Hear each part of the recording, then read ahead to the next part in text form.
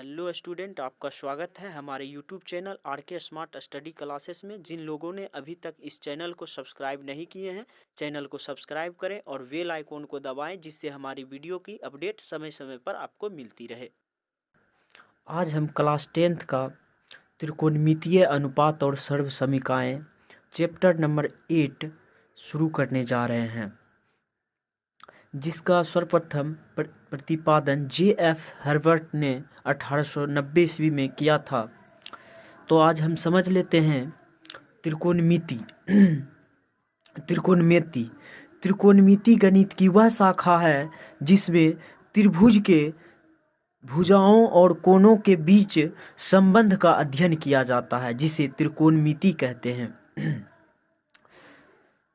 त्रिकोणमिति 3 शब्दों से मिलकर बना है। त्रिकोणमिति 3 शब्दों से मिलकर बना है। त्रि कोण और मिति। त्रि का मतलब 3 और कोण का मतलब कोण और मिति का मतलब माप। 3 कोणों की माप त्रिकोणमिति कहलाता है। त्रिकोणमिति के कोण को कुछ ग्रीक शब्द संकेत द्वारा प्रयोग करते हैं। थीटा, फाई, अल्फा, बीटा और गामा, इस सब द्वारा त्रिभुज के कोणों को दर्शाया जाता है। त्रिकोणमितीय अनुपात, यह समकोण त्रिभुज के एक न्यूनकोण और 2 भुजाओं के बीच का संबंध स्थापित करता है। चूंकि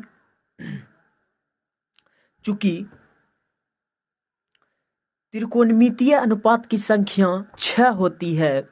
sign, cosine, tangent, cosecant, secant, cotangent. इसका सांकेतिक रूप, इसका शॉर्ट में साइन कहते हैं, कोसाइन को कॉस कहते हैं, टेजेंट को टेन कहते हैं और कोसेंट को कोसेक कहते हैं और सेकेंट को सेक कहते हैं और कोटेजेंट को कॉट कहते हैं। इस आधार पर एक समकोण त्रिभुज लेते हैं हम लोग। समकोण त्रिभुज में समकोण को छोड़कर इसमें एक सबसे लंबी भुजा होती है जिसे कर्ण कहा जाता है। और अगर इस त्रिभुज में अगर किसी कोण के बारे में कहा जाता है तो वह कोण के सामने वाली भुजा लंब होती है और उसके साथ वाली भुजा आधार कहलाती है और सबसे लंबी भुजा कर्ण कहलाती है।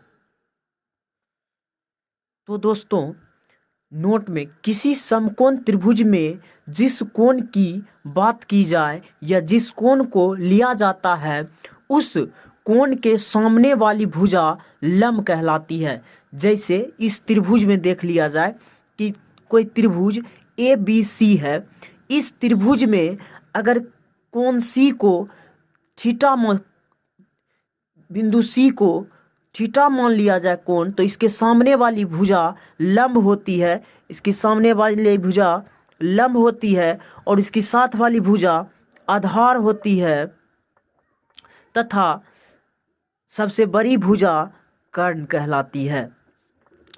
इसी तरह अगर किसी भी एक और त्रिभुज ले लिया जाए PQR, इसमें बिंदु P को थीटा ले लेते हैं, इस कोण को बिंदु P पर वाली कोण को थीटा ले लेते हैं, तो इसकी सामने वाली भुजा लंब होती है, इसकी सामने वाली भुजा लंब होती है और इसके साथ वाली भुजा आधार होती है तथा सबसे लंबी भुजा कर्ण होती है।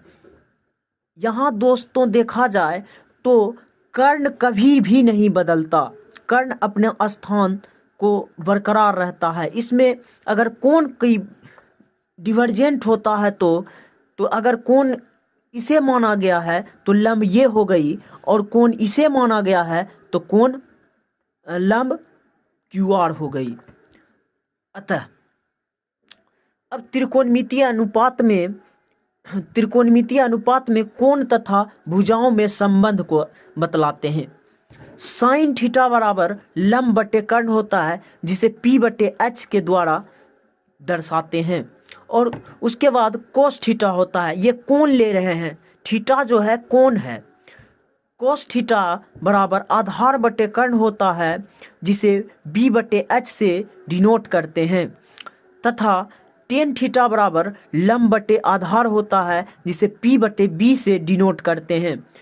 दोस्तों ये तीन आपको याद हो गया तो ये तीन खुद ब खुद याद हो जाएगा, क्योंकि ध्यान से देखें कि यही साइन का उल्टा है। ये कोसेक थीटा, ये थीटा कोण ले लिए तो कर्ण बटे लंब होता है जिसे h बटे p से डिनोट करते हैं। सेक थीटा बराबर कर्ण बटे आधार होता है जिसे h बटे b से डिनोट करते हैं, और कोट थीटा बराबर आधार बटे लंब होता है जिसे b बटे p से डिनोट करते हैं। दोस्त आप देखिए कि इसी का साइन थीटा का उल्टा कोसेक थीटा हो रहा है, कोस थीटा का उल्टा सेक थीटा हो रहा है, और टेन थीटा का उल्टा कोट थीटा हो रहा है। तो आप तीन याद कर लीजिए और ये तीनों खुद ब खुद याद हो जाएगी। इसे शॉर्ट ट्रिक में भी याद किया जा सकता है। इसे शॉर्ट ट्रिक में भी याद किया जा सकता है। जो एक बॉक्स बना लेना है, उसमें लिख लेना है PBP HHB और SCT।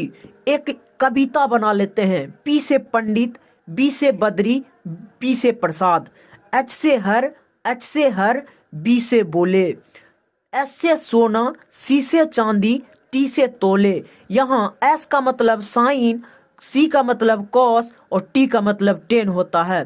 तो पंडित बद्री प्रसाद हर बोल, सोना चांदी तोल। ये शॉर्ट ट्रिक हो गया, आप याद कर लीजिए। और दोस्त अगर आप साइन कॉस टेन ये याद कर लिए तो इसका जस्ट अपोजिट कोसेक का होता है h बटे p, सेक का होता है h बटे b, और कोट का होता है b बटे p। इसको अपोजिट रूप से याद कर लीजिएगा। तो कुछ अब आगे चलते हैं। आप क्लास 8 क्लास 9 में पाइथागोरस प्रमेय पढ़े होंगे। तो एच स्क्वायर बराबर P square plus B square होता है। अगर एच का स्क्वायर खत्म करते तो इधर स्क्वायर रूट चढ़ जाता है, तो P square plus B square. ध्यान रहे अभी आपको इसमें प्लस माइनस दोनों जुटता है, लेकिन अभी क्लास 10th में इसकी आवश्यकता आपको नहीं पड़ेगी। जब पड़ेगी क्लास 11th में पड़ेगी, वहाँ पर बताया जाएगा आपको। तो एच बराबर हो गया √100 P square plus B square. उसके बाद पी स्क्वायर बराबर हो जाता है H square minus B square. तो इसलिए P बराबर हो जाता है √100 H square minus B square. यहाँ स्क्वायर हटता है तो स्क्वायर के बदले रूट चढ़ता है अगले।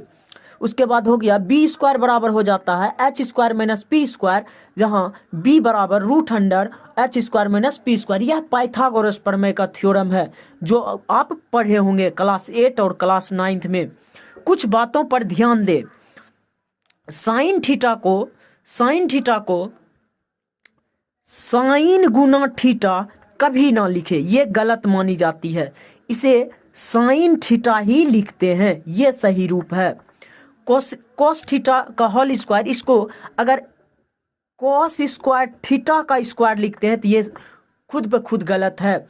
ये कोस स्क्वायर थीटा जो है कोण को दर्शाता है, इसलिए स्क्वायर कोस पे होगा, थीटा पे नहीं। उसके बाद अगर टेन थीटा की बात किया जाए तो टेन क्यू थीटा लिखेंगे, और इस पे अगर पावर चढ़ा देंगे तो ये गलत हो जाएगा, क्योंकि इसका सही रूप टेन क्यू थीटा होगा। ये सब सही रूप हैं, ये सब गलत रूप हैं।